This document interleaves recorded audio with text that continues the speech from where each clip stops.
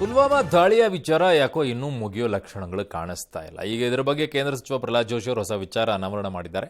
ಇನ್ನು ಇದೇ ವಿಚಾರವಾಗಿ ಕಾಂಗ್ರೆಸ್ ವಿರುದ್ಧ ಕುಮಾರಸ್ವಾಮಿ ಕೂಡ ಹರಿಹಾಯ್ದಿದ್ದಾರೆ. ಕಾಂಗ್ರೆಸ್ ನಾಯಕರ ಪುಲ್ವಾಮಾ ದಾಳಿ ಹೇಳಿಕೆ ಖಂಡಿಸಿ ಚುನಾವಣಾ ಆಯೋಗಕ್ಕೆ ಬಿಜೆಪಿ ದೂರು ಕೂಡ ಕೊಟ್ಟಿದೆ. ಮಂಡ್ಯದಲ್ಲಿ ಗಂಡಸ್ತನ ಸಮರ ಮುಂದುವರೆದಿದೆ. ಅದ್ಯಾಕೋ ನಿಲ್ಲೋ ಲಕ್ಷಣಗಳೇ ಇಲ್ಲ. ಕಾಂಗ್ರೆಸ್ನವರು ಶಾಸಕ ಉದಯರನ್ನ ಹದ್ದು ಬಸ್ನಲ್ಲಿ ಇಟ್ಕೊಂಡಿಲ್ಲ ಅಂದ್ರೆ ಮುಂದಾಗುವ ಅನಾಹುತಗಳಿಗೆ ಅವರೇ ಹೊಣೆ ಆಗ್ತಾರೆ ಅಂತ ಜೆಡಿಎಸ್ ನಾಯಕರು ಎಚ್ಚರಿಕೆ ಬೇರೆ ಕೊಟ್ಟಿದ್ದಾರೆ. ಮನೆವರೆಗೂ ಬೇಡ, ಬೀದಿವರೆಗೆ ಬಾ, ಗಂಡಸ್ತನ ತೋರಿಸ್ತೀವಿ ಅಂತ ಅಬ್ಬರಿಸಿದ್ದಾರೆ. ಬಗ್ಗೆ ನನಗೆ ಭಾಳ ಕನಿಕರ ಉಂಟಾಗ್ತದೆ ಅಷ್ಟೇ. ಈ ದೇಶದಾಗ ಮೊದಲನೇ ಬಾರಿಗೆ ಪುಲ್ವಾಮಾ ದಾಳಿ ಆದ ನಂತರ ಏರ್ ಸ್ಟ್ರೈಕ್ ಆಗಿತ್ತು. ಅಲ್ಲೇ ಸಿಕ್ಕಾಕೊಂಡಾಗ ಅವರು ಅಭಿನಂದನ್ ಅವರು ಭಾಳ ಖುಷಿಯಾಗಿತ್ತು. ಅಭಿನಂದನ್ ಅಲ್ಲಿ ಪಾಕಿಸ್ತಾನದವ್ರು ಕೊಂದು ಹಾಕ್ತಾರೆ, ನಾವು ಇದನ್ನ ಒಂದು ಅವಕಾಶ ತೊಗೊಂಡು ಮೋದಿನ ಟಾರ್ಗೆಟ್ ಮಾಡ್ಬೋದು ಅಂತ. ಆದರೆ ಮೋದಿಯವರು ಇದಕ್ಕಿಂತ ಭಾಳ ಅವರು ದೀರ್ಘವಾಗಿ ವಿಚಾರ ಮಾಡ್ತಾರೆ. ಸೊ ಇವೆಲ್ಲ ಕಾಂಗ್ರೆಸ್ದವ್ರಿಗೆ ತಿಳಿದಿಲ್ಲ. ಈಗ 5 ವರ್ಷ ಆದ್ಮೇಲೆ ಎದ್ದೇಳ್ತಾವ್ರಿಗೆ 5 ವರ್ಷದ ಯಾಕೆ ಮಲಗಿದ್ರು? ಪಾರ್ಲಿಮೆಂಟ್ ಅಲ್ಲಿ ಹೋರಾಟ ಮಾಡಬಹುದಾಗಿತ್ತಲ್ವ? ಇವರ ಹತ್ರ ಸರಕಿಲ್ಲ ಮಾತಾಡ್ಲಿಕ್ಕೆ ಕಾಂಗ್ರೆಸ್ ನಾಯಕರಿಗೆ. ಮನೆ ಗಂಟಲ್ಲ, ನಮ್ಮ ರೋಡ್ಗಳಿಗೆ ಬಾ, ನೀನು ಗಂಡಸ್ತನ ತೋರಿಸ್ಕೊಡ್ತೀವಿ ನಾವು ಅಲ್ಲಿ. ಆದ್ರೆ ನಮ್ಮ ಹೆಣ್ಣು ಮಕ್ಕಳ ವಿಷಯದ ಬಗ್ಗೆ ಬಂದ್ರೆ ನಾವು ಗಂಡಸರು ನಾವು ನಿಮಗೆ ತೋರಿಸ್ಬೇಕಾಗ್ತದೆ.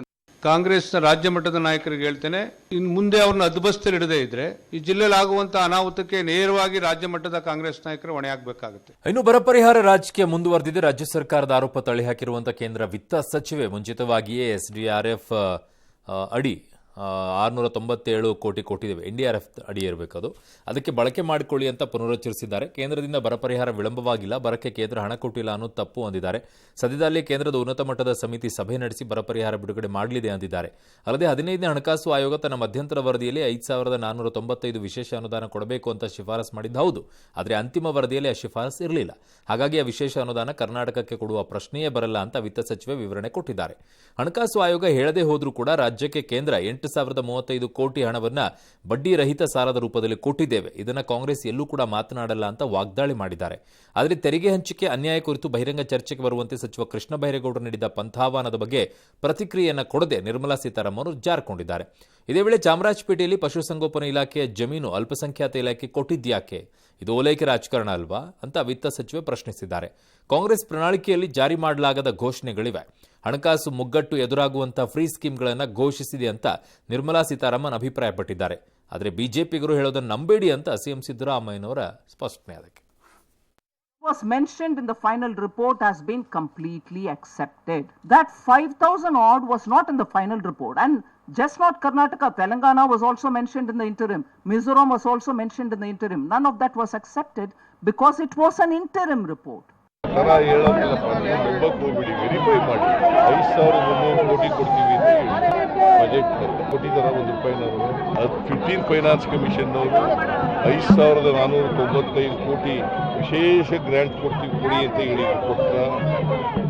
ಇನ್ನು ಲೋಕಸಭೆ ಚುನಾವಣೆಯಲ್ಲಿ 400ಕ್ಕಿಂತ ಹೆಚ್ಚು ಸ್ಥಾನಗಳನ್ನು ಗೆಲ್ಲಲು ಪ್ರಧಾನಿ ಮೋದಿ ಕಾಲಿಗೆ ಚಕ್ರ ಕಟ್ಕೊಂಡು ಓಡಾಡ್ತಾ ಇದ್ದಾರೆ.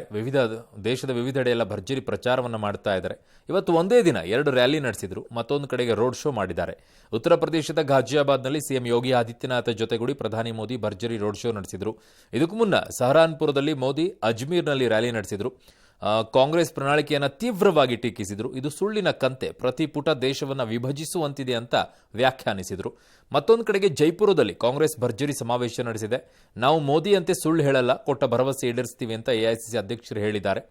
ಮೋದಿ ಕಾರಣದಿಂದ ದೇಶದಲ್ಲಿಂದು ಪ್ರಜಾತಂತ್ರ ವ್ಯವಸ್ಥೆ ಅಪಾಯದಲ್ಲಿದೆ, ಸಂವಿಧಾನ ಬದಲಿಸುವ ಸಂಚು ನಡೆದಿದೆ ಅಂತ ಸೋನಿಯಾ ಅವರು ಆಪಾದನೆ ಮಾಡಿದ್ದಾರೆ. ಪಾರ್ಟಿನೇ ಏಕ್ झूठ का पुलिंदा जारी किया है, अपना घोषणा पत्र जारी किया है, बेनकाब करने वाला ये घोषणा पत्र है. कांग्रेस के घोषणा पत्र में वही सोच झलकती है. दुर्भाग्य से आज हमारे देश में ऐसे नेता सत्ता में विराजमान हैं. मोदी जी खुद को महान मानकर देश और लोकतंत्र की मर्यादा का चिरहरण कर रहे हैं. हमारे संविधान को बदलने का षड्यंत्र रचा रहा है. ಇನ್ನು ರಾಮೇಶ್ವರಂ ಕೆಫೆ ಸ್ಫೋಟ ಪ್ರಕರಣ ಸಂಬಂಧ ತೀರ್ಥಹಳ್ಳಿಯ ಪೇಂಟರ್ ಸಾಯಿ ಪ್ರಸಾದ್ ಎನ್ಐಎ ವಿಚಾರಣೆಗೆ ಒಳಪಟ್ಟಿದ್ರು. ತಮ್ಮ ವಿಚಾರಣೆ ಯಾಕೆ ಆಯಿತು ಅನ್ನೋದನ್ನು ಅವರೇ ವಿವರಿಸಿದ್ದಾರೆ. ತಮ್ಮ ಮೊಬೈಲ್ನಲ್ಲಿ ಕ್ರಿಪ್ಟೋ ಕರೆನ್ಸಿ ಆ್ಯಪ್ ಇತ್ತು, ಅದನ್ನು ಬಳಸಿ ಮತೀನ್ ಮತ್ತು ಕ್ರಿಪ್ಟೋ ಕರೆನ್ಸಿ ಖರೀದಿಸಿದ್ದ. ಹೀಗಾಗಿ ಎನ್ಐಎ ನಮ್ಮನ್ನ ಸಾಕ್ಷಿಗಾಗಿ ಕರೆಸಿತ್ತು, ನಾವು ಎಲ್ಲ ವಿವರಗಳನ್ನು ಕೊಟ್ಟಿದ್ದೀವಿ ಅಂತ ಸಾಯಿ ಪ್ರಸಾದ್ ಸ್ಪಷ್ಟಪಡಿಸಿದ್ದಾರೆ.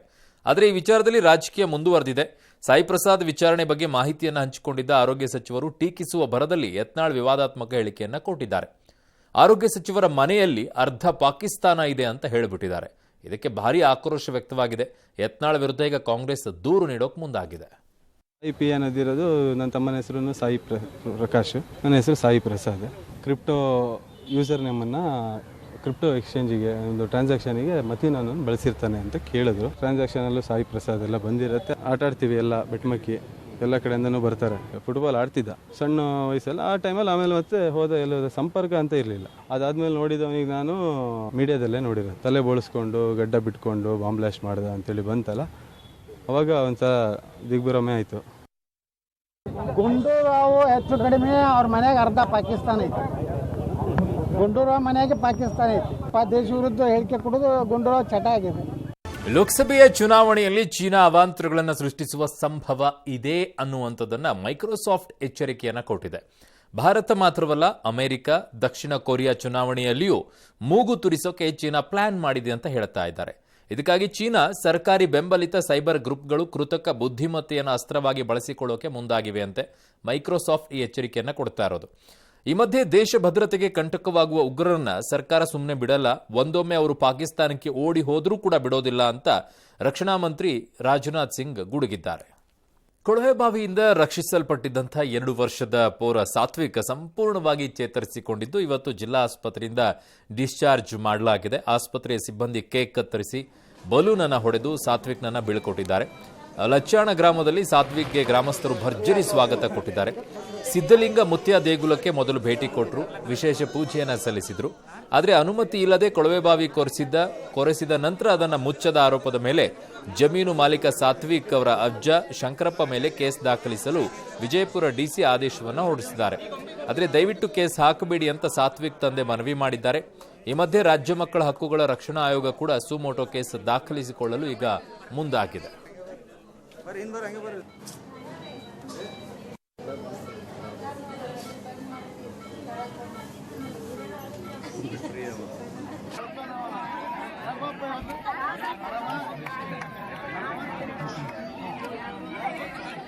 ಬಿರು ಬೇಸಿಗೆಯ ನಡುವೆ ಬೆಂಗಳೂರು ಸುತ್ತಮುತ್ತ ಕಾಲರಾ ಕಾಣಿಸಿಕೊಂಡಿರುವುದು ಈಗ ಆತಂಕಕ್ಕೆ ಕಾರಣವಾಗಿದೆ. ಬೆಂಗಳೂರಿನ ಮೆಡಿಕಲ್ ಕಾಲೇಜು ಹಾಸ್ಟೆಲ್ ವಿದ್ಯಾರ್ಥಿಗಳ ಪೈಕಿ 2ರಲ್ಲಿ ಕಾಲರಾ ಸೋಂಕು ಕಾಣಿಸಿಕೊಂಡಿದೆ. 4ವರಿಗೆ ವಿಕ್ಟೋರಿಯಾ ಆಸ್ಪತ್ರೆ ಐಸಿಯುನಲ್ಲಿ ಚಿಕಿತ್ಸೆಯನ್ನು ನೀಡಲಾಗ್ತಾ ಇದೆ. ನಿನ್ನೆಯಿಂದ ಕಾಲರಾ ಕೇಸ್ಗಳ ಸಂಖ್ಯೆ 7ಕ್ಕೇರಿದೆ. ಈಗ ಕೆಸಿ ಜನರಲ್ ಆಸ್ಪತ್ರೆಯಲ್ಲಿ ಪ್ರತ್ಯೇಕವಾಗಿ ಹೀಟ್ ಸ್ಟ್ರೋಕ್ ವಾರ್ಡ್ ಕೂಡ ನಿರ್ಮಿಸಲಾಗಿದೆ.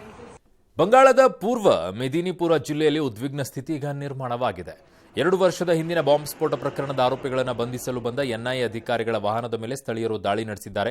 ಘಟನೆಯಲ್ಲಿ ಎನ್ಐಎ ವಾಹನ ಜಖಮಾಗಿದೆ. ಇದು ಬಿಜೆಪಿ ಟಿಎಂಸಿ ನಡುವೆ ರಾಜಕೀಯ ಕೆಸರೆರಚಾಟಕ್ಕೂ ಕೂಡ ಕಾರಣವಾಗಿದೆ. ಮೊದಲು ದಾಳಿ ಮಾಡಿದ್ದೇ ಎನ್ಐಎ ಅಧಿಕಾರಿಗಳು ಅಂತ ಸಿಎಂ ಮಮತಾ ಆರೋಪಿಸಿದ್ದಾರೆ. ಆದರೆ ಇದೆಲ್ಲ ಟಿಎಂಸಿ ಚಿತಾವಣೆ ಅಂತ ಬಿಜೆಪಿ ದೂರಿದೆ. ಆನೇಕಲ್ ಹಿಲಲಿಗಿ ಗ್ರಾಮದಲ್ಲಿ ಅವಾಂತರ ಒಂದು ಘಟನೆ ಆಗ್ಬಿಟ್ಟಿದೆ. ಇವತ್ತು ಹುಸ್ಕೂರಿನ ಮದ್ದೂರಮ್ಮ ಜಾತ್ರೆಗೆ 120 ಅಡಿ ಎತ್ತರದ ತೇರನ್ನ ತಗೊಂಡು ಹೋಗ್ತಾ ಇದ್ರು. ಕಮ್ಮಸಂದ್ರದ ತಿರುವಿನಲ್ಲಿ ಉರುಳಿ ಬಿದ್ದಿದೆ. ಅದೃಷ್ಟವಶಾತ್ ಯಾವುದೇ ಸಾವು ಆಗಿಲ್ಲ.